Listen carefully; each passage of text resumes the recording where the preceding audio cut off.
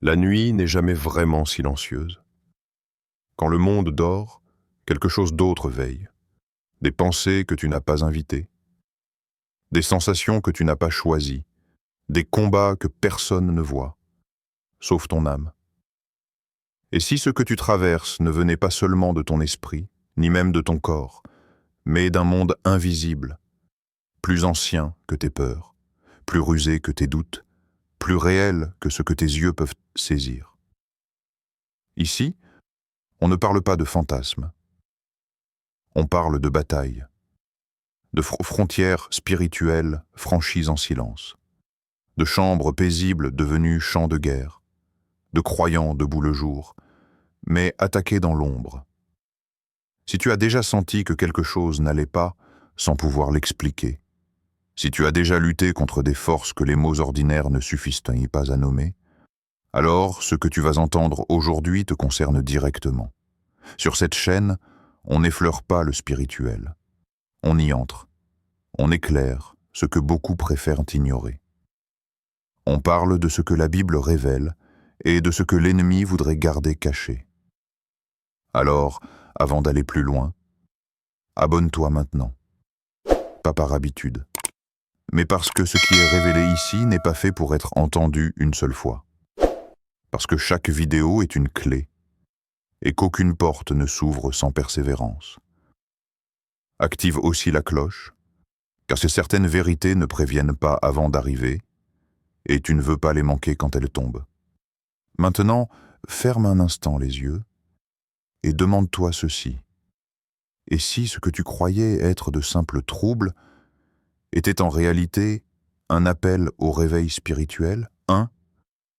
La chambre silencieuse. La chambre est plongée dans une pénombre épaisse, presque vivante.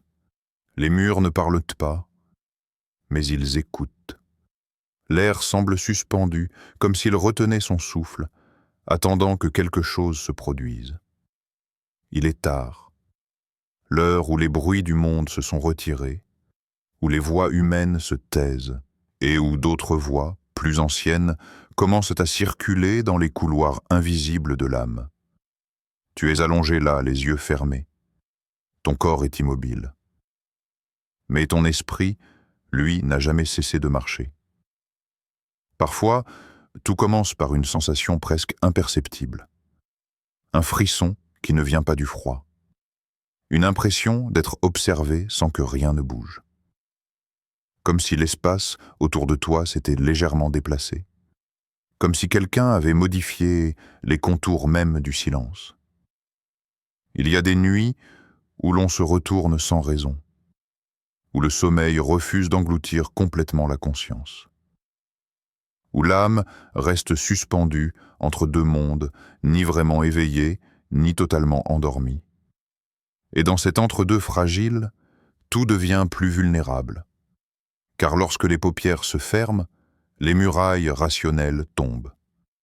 Ce qui est filtré le jour circule librement la nuit. Les souvenirs, les désirs, les blessures, les peurs, tout se met à flotter comme des ombres lentes autour du lit. Certains appellent cela de simples rêves. D'autres parlent d'imagination. Mais il y a des expériences qui laissent une trace bien trop précise pour être réduites à de simples images mentales. Un poids invisible sur la poitrine. Un souffle qui ne correspond à aucun mouvement de l'air. Une présence ressentie avant même d'être comprise. Dans la Bible, la nuit n'est jamais un temps neutre. C'est dans la nuit que Jacob lutte avec l'ange. C'est dans la nuit que Samuel entend son nom. C'est dans la nuit que Pierre renie et que Jésus prie seul, pendant que les disciples dorment. La nuit est un territoire spirituel, un lieu où les voix sont plus claires, mais aussi où les pièges sont plus subtils. Car ce que la lumière révèle brutalement, les ténèbres préfèrent le murmurer lentement. Et si la chambre est silencieuse, ce n'est pas parce que rien ne s'y passe, mais parce que tout s'y joue sans bruit. 2. Quand le sacré est défié. Avant même que l'homme ne parle, Dieu avait déjà gravé un feu au cœur de sa chair. Un feu qui ne brûle pas pour détruire, mais pour unir, pour engendrer, pour refléter quelque chose de céleste dans la poussière de la terre. La sexualité n'est pas née dans l'ombre, elle est née dans la lumière. Dans le jardin, il n'y avait ni honte, ni peur, ni regard fuyant. Deux corps, un souffle, une seule harmonie. Un mystère si pur qu'aucune parole humaine n'aurait pu le contenir. Mais là où Dieu dépose un mystère, le serpent ne cherche jamais à créer, il cherche à déformer. Ce qui était flamme devient brûlure. Ce qui était offrande devient consommation. Ce qui était alliance devient possession. L'ennemi ne déteste pas la sexualité. Il la convoite. Parce qu'elle est l'un des rares langages capables de parler à la fois au corps, à l'âme et à l'esprit. Un pont entre le visible et l'invisible. Alors il ne l'attaque pas frontalement. Il la détourne. Il la fragmente. Il la désacralise goutte après goutte jusqu'à ce que ce qui devait élever finisse par enfermer. Dans les Écritures, chaque fois que le sacré est violé, ce n'est jamais sans conséquences spirituelles. David chute dans une nuit de désir, et tout un royaume vacille. Samson livre son secret à Dalila, et sa force quitte son corps avant même que ses yeux ne quittent la lumière. Car le feu sacré mal orienté ne s'éteint pas, il se retourne contre celui qui le porte. Ce n'est pas seulement une question de morale, c'est une question de territoire. À qui appartient ton feu intérieur? À qui est offerte ta source? Car ce que tu livres dans le secret façonne ce que tu deviens au grand jour. Il existe des regards qui percent plus profondément que des lames, des pensées qui ouvrent des portes sans faire de bruit, des consentements invisibles qui résonnent bien au-delà du moment où ils sont donnés. Et le drame n'est pas que l'homme tombe. Le drame, c'est qu'il oublie que ce qui était saint peut encore être restauré. Dieu n'a jamais retiré le feu. Il attend seulement qu'on cesse de le jeter dans des ténèbres qui ne peuvent que le dévorer. 3. Les portes invisibles. On imagine toujours les portes comme quelque chose de massif. Un battant de bois, une poignée, un bruit quand elles s'ouvrent, mais dans l'âme humaine, les portes les plus dangereuses ne font aucun bruit. Elles ne grincent pas, Elles ne préviennent pas. Elles s'entr'ouvrent lentement dans le silence des habitudes, dans la répétition de gestes que l'on croit anodins, dans les compromis que l'on signe sans les lire. Une pensée acceptée trop souvent devient un couloir. Un regard prolongé devient une brèche. Une blessure ignorée devient une invitation. Car ce qui n'est pas guéri finit toujours par être habité. Il y a des portes forgées dans l'enfance, quand la confiance est trahie, quand les mots blessent plus fort que les coups, quand le corps apprend trop tôt ce que le cœur n'est pas prêt à porter. Il y a celles qui naissent plus tard, dans les séparations, les abandons, les silences prolongés, les attentes jamais comblées. On croit souvent que ce sont seulement des douleurs humaines. Mais dans le monde spirituel, chaque faille est aussi un passage potentiel. L'ennemi n'a pas besoin de forcer l'entrée. Il attend que la fatigue ouvre la fenêtre, que la solitude entr'ouvre la porte, que la répétition abaisse la garde.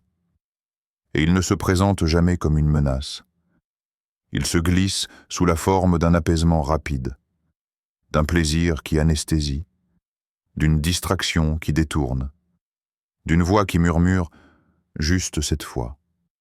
C'est ainsi que les murs intérieurs se fissurent, non par violence immédiate, mais par infiltration patiente. On ne remarque pas toujours quand la paix s'érode. On remarque seulement qu'elle n'est plus là, comme une maison qui semble intacte, jusqu'au jour où l'on découvre que les fondations ont été rongées depuis longtemps. Et pourtant, Dieu voit chaque porte, même celle que tu as oubliée, même celle que tu n'as jamais consciemment ouverte, car aucune fissure n'est trop petite pour sa lumière, et aucune nuit intérieure n'est trop profonde pour sa voix.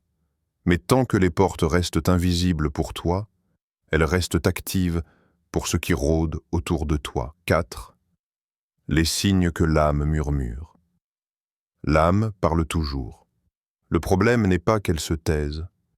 Le problème est que on ne l'écoute plus. Elle ne crie pas. Elle murmure. Et ces murmures prennent parfois la forme de ce que l'on appelle des troubles, des phases, des périodes difficiles. Mais dans le langage spirituel, rien n'est banal quand cela se répète. Il y a des nuits qui lestent plus qu'une fatigue, des réveils où le corps est là, mais l'esprit semble ailleurs. Des rêves qui ne ressemblent pas à des rêves, comme s'ils portaient une texture différente, un poids plus dense que de simples images nocturnes. Il y a aussi ces émotions qui surgissent sans invitation, une tristesse sans cause visible, une colère sans cible claire, une peur qui n'est reliée à aucun danger immédiat. Ces choses ne sont pas toujours psychologiques. Parfois, elles sont spirituelles avant même d'être émotionnelles. Quand les relations se brisent toujours de la même manière, au même moment, avec la même violence, ce n'est plus un hasard, c'est un schéma. Quand l'amour devient difficile à recevoir, quand le contact humain fatigue plus qu'il ne réconforte, quand la solitude devient un refuge au lieu d'un passage, l'âme essaye de dire quelque chose. Il y a des corps qui parlent à la place des bouches, des insomnies qui ne sont pas dues au stress, des tensions qui ne viennent pas seulement des muscles, des larmes qui tombent sans histoire précise. Ce sont des alarmes silencieuses. Et souvent, ce que l'on tente de soigner extérieurement a une racine bien plus profonde. Le monde dit « ignore, ça passera ». Mais l'esprit dit « regarde, comprends, veille ». Car ce qui n'est pas discerné finit toujours par diriger. Il n'y a rien de plus dangereux qu'un croyant qui souffre sans savoir pourquoi. Parce que tant que la cause reste floue, la guérison reste hors de portée. Dieu ne révèle jamais les choses pour accuser, mais pour libérer. Chaque signe est une invitation à s'arrêter, à écouter, à interroger le silence plutôt que de le remplir de bruit. Et lorsque tu refuses d'écouter ton âme, ce sont d'autres voix qui prennent la place. 5. Les chaînes qui ne se voient pas, toutes les prisons ne sont pas faites de murs. Certaines sont faites de pensées, d'habitudes, de silences prolongés. Il existe des hommes et des femmes qui marchent libres dans la rue, mais enchaînés dans l'âme. Ils parlent normalement, ils travaillent, ils rient parfois. Mais à l'intérieur, quelque chose résiste, comme si chaque pas était tiré en arrière par une force invisible. Ces chaînes ne cliquettent pas, elles ne marquent pas la peau. Elles s'enroulent autour de la volonté, autour du désir, autour de la capacité même d'espérer. On ne les voit pas, mais on les sent quand on essaie d'avancer. Quand tu veux changer, mais que quelque chose te ramène toujours au même point. Quand tu décides de tourner une page, mais que les mots se réécrivent toujours identiques. Quand tu pries pour être libre, mais que tu continues à aimer ce qui te détruit. Ces contradictions ne sont pas des faiblesses, ce sont des combats. Et les combats les plus violents sont ceux qui se livrent dans le secret, là où personne ne regarde, là où même ton entourage croit que tout va bien. Les chaînes invisibles se nourrissent de ce que tu n'oses pas dire, de ce que tu as appris à normaliser, de ce que tu appelles « ma nature », alors que c'est parfois une blessure ancienne qui n'a jamais guéri. Elles prennent souvent la forme de compulsions, d'addictions discrètes, de pensées qui reviennent comme des vagues contre une falaise fatiguée, et plus tu luttes seul, plus elles se resserrent. Car certaines chaînes ne cèdent pas à la force, mais à la lumière. Pas celle des projecteurs, mais celle qui éclaire sans humilier, celle qui révèle sans écraser, celle qui ose nommer ce que tu n'as jamais osé appeler par son vrai nom. Il y a des croyants qui prient pour être bénis, alors que Dieu attend juste qu'ils acceptent d'être délivrés. Car tant que tu confonds identité et captivité, tu protégeras ce qui te retient, en pensant protéger ce que tu es. Et ce qui est le plus tragique dans les chaînes invisibles, ce n'est pas qu'elles existent, c'est qu'on finit par oublier ce que cela fait, de marcher sans poids. 6. Le combat qui libère. Il arrive un moment où l'on ne demande plus simplement à être soulagé. On décide de se lever. Car il y a une différence entre supplier pour que la tempête cesse et apprendre à marcher au milieu d'elle sans plier. Le croyant n'est pas appelé à survivre dans l'ombre, mais à imposer la lumière là où il pose le pied. Trop de voix ont présenté la foi comme un refuge fragile, alors qu'elle est une armure, une épée, un sceau posé sur l'âme. Le combat spirituel n'est pas un mythe pour exalter. C'est une réalité pour ceux qui refusent d'être dominés par ce qu'ils ne comprennent pas. Car il existe une autorité transmise, non par la force humaine, mais par une victoire déjà remportée. La croix n'a pas seulement pardonné. Elle a dépouillé, elle a exposé. Elle a brisé des droits invisibles que les ténèbres revendiquaient depuis trop longtemps. Mais une victoire non appliquée reste stérile. On ne combat pas pour gagner, on combat depuis la victoire. Chaque fois que tu proclames la vérité dans un lieu dominé par le mensonge, tu redessines les frontières spirituelles. Chaque fois que tu refuses de pactiser avec ce qui détruit, tu fermes une porte qu'aucune force ne peut rouvrir sans ton consentement. Le combat ne commence pas avec des cris. Il commence avec des décisions. Décider de ne plus nourrir ce qui t'affaiblit. Décider de rompre avec ce qui t'enchaîne. Décider de te tenir droit, même quand tout en toi tremble encore. La prière n'est pas une fuite. C'est une déclaration de guerre. Le jeûne n'est pas une punition. C'est un réalignement. La parole n'est pas un texte ancien. C'est une lame qui sépare ce qui est de Dieu de ce qui ne l'a jamais été. Et lorsque l'âme se lève dans cette autorité, les ténèbres ne négocient pas. Elles reculent. Pas toujours en un instant. Pas toujours sans résistance, mais toujours sans pouvoir ultime. Car ce qui se dresse contre la lumière ne peut survivre éternellement face à elle. 7. Le feu qui purifie. Il existe un feu que l'on ne voit pas, mais que l'on reconnaît immédiatement quand il traverse l'âme. Ce n'est pas le feu qui dévore. Ce n'est pas celui qui détruit. C'est un feu qui révèle. Il ne brûle pas pour faire disparaître. Il brûle pour faire apparaître ce qui était caché sous les couches de peur, de honte et de fatigue spirituelle. Dans la Bible, Dieu se manifeste souvent par le feu. Un buisson qui flambe sans se consumer, une colonne lumineuse dans la nuit du désert, une langue ardente qui descend sur les disciples silencieux. Ce feu-là ne vient jamais pour condamner. Il vient pour transformer. Quand il touche l'âme, ce n'est pas toujours spectaculaire. Parfois, c'est une paix soudaine. Parfois, une clarté nouvelle. Parfois, une lassitude profonde envers ce qui autrefois semblait indispensable. Le feu de Dieu ne force rien. Il invite. Il éclaire les recoins où tu n'osais plus regarder. Il redonne forme à ce que tu croyais perdu. Il purifie sans humilier. Il restaure sans écraser. Et surtout, il redonne un sens. Ce que tu appelais faiblesse devient souvent le lieu précis où Dieu choisit de faire passer sa lumière. Ce que tu pensais être une faille irréparable devient une porte pour sa présence. Car Dieu ne rebâtit jamais une âme à l'identique.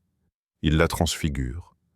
Il ne te rend pas seulement ce que tu avais avant la blessure. Il te donne quelque chose de plus profond, plus stable, plus enraciné. Il y a des transformations qui ne font pas de bruit. Pas de tremblement visible, pas de cris. Juste une manière nouvelle de respirer, de regarder, d'aimer, de marcher. comme si l'intérieur avait changé de climat. Et là où régnait une tension constante, une pression invisible, s'installe peu à peu un espace habitable. Non pas parce que tout est se régler, mais parce que tout est désormais éclairé. Le feu ne fait pas disparaître la nuit. Il t'apprend à y porter la lumière. Et quand l'âme commence à briller, même faiblement, les ombres cessent d'être des territoires sûrs, toujours pour ceux qui rôdaient autour d'elle. Et maintenant, reste un instant en silence. Pas pour réfléchir, mais pour écouter. Car ce que tu viens d'entendre ne cherche pas seulement à informer ton esprit, mais à réveiller ton âme. Il y a des combats que personne ne voit, mais dont dépend toute une vie, des batailles livrées dans l'ombre, qui décident de la lumière que tu porteras demain. Tu n'es pas né pour subir l'invisible. Tu n'as pas été façonné pour marcher courbé sous des poids que Dieu n'a jamais placés sur toi. Tu as été créé pour te tenir debout, habité, éclairé, libre. Peut-être que certaines paroles ont touché une zone sensible. Peut-être que certaines images ont réveillé des souvenirs. Peut-être que ton cœur a reconnu quelque chose avant même que ton esprit ne comprenne. Ne fuis pas cela, car chaque prise de conscience est une porte vers la restauration. Chaque vérité accueillie est un pas hors des ténèbres. Chaque regard tourné vers Dieu est une fissure dans ce qui voulait te retenir captif. Tu n'es pas seul dans ce combat, et tu ne l'as jamais été. La lumière ne lutte pas pour exister, elle est. Et là où elle est accueillie, les ténèbres ne peuvent qu'apprendre à reculer. Alors marche, même lentement, même tremblant, mais marche vers la lumière. Et souviens-toi, ce n'est pas la nuit qui a le dernier mot, c'est celui qui a créé la lumière.